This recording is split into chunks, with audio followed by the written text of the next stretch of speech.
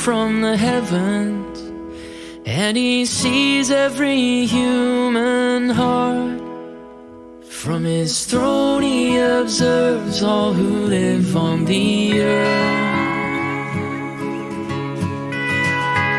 to defend those who hope in his name. Yeah, only the word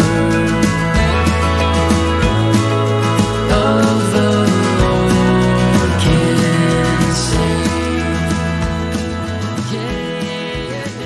Well, welcome to another week's of devotions. Thanks again for joining with us. Again, we're going to continue to think about God. People have all kinds of different ideas about God. And this week again, we're going to ask that question, well, what is God actually like? That might be a question that we might pose when we're talking to someone about another person that we've never met. What are they like? We might be expecting some kind of physical description, maybe a few details about their background, where they come from, where they're living at the moment.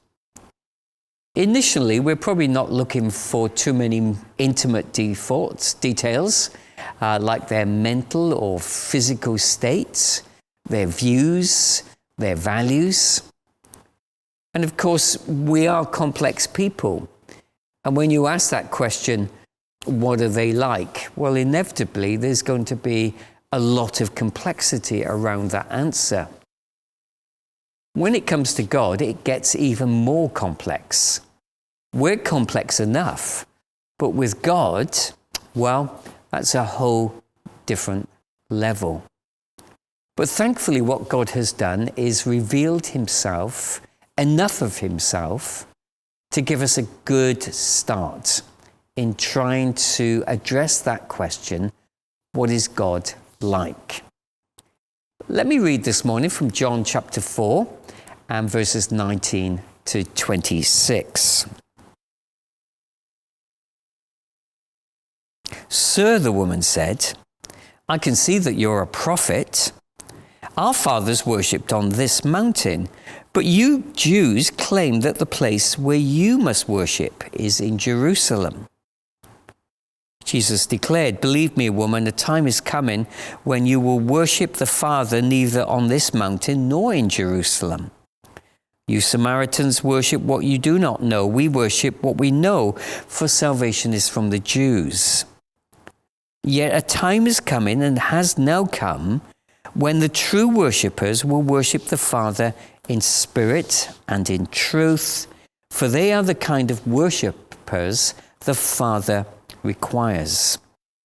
God is spirit, and his worshippers must worship in spirit and in truth. The woman said, I know that the Messiah, called Christ, is coming. When he comes, he will explain everything to us.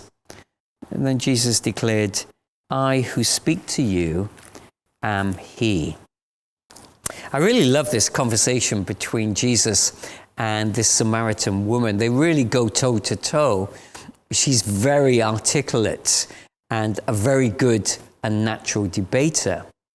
It's an engaging conversation. Having personally been challenged by Jesus about her own life, she very cleverly wants to move the conversation in a different kind of direction. And there is nothing quite like a religious dispute to divert attention away from her own personal circumstances. So she says, where should we worship God? You Jews say that it's Jerusalem, whilst we Samaritans say it's here in this place on this mountain. It's like location. Well, it's probably a familiar argument for those who have grown up around the church. Church is where you worship. Well, of course it is. But as Jesus points out so clearly, the location, whilst it may be important for us and for a whole host of different reasons, Beyond that, God is always going to be bigger than a location and greater than any building. He cannot be contained in any building. He cannot be contained within any geographical location, no matter where we consider that to be. Why? Well, simply because, again, we're being reminded that God is a spirit. At the opening moments of Genesis chapter 1, we see the Spirit of God hovering over the whole of creation. Beings contained in a body cannot hover over the whole of anything. At Sinai, people were told not to try to narrow God down to any particular form or shape. They were told very clearly, don't make an idol, an image, because of course this is a God that is enormous. His enormity fills the whole of heaven and earth. He cannot be contained or constrained by anything that any of us could make, that we could think up, no matter how clever and well designed it is. God is spirit. He is everywhere, at all times, in all places, and beyond the limits of this universe as we know it today. He has no body to restrict him or to contain him. And yet the truth is that God is with us today, right here where we are.